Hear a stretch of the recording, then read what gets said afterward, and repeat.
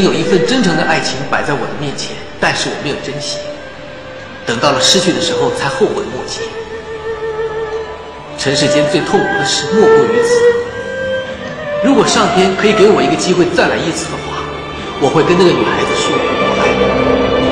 如果非要把这份爱加上一个期限，我希望是1万年。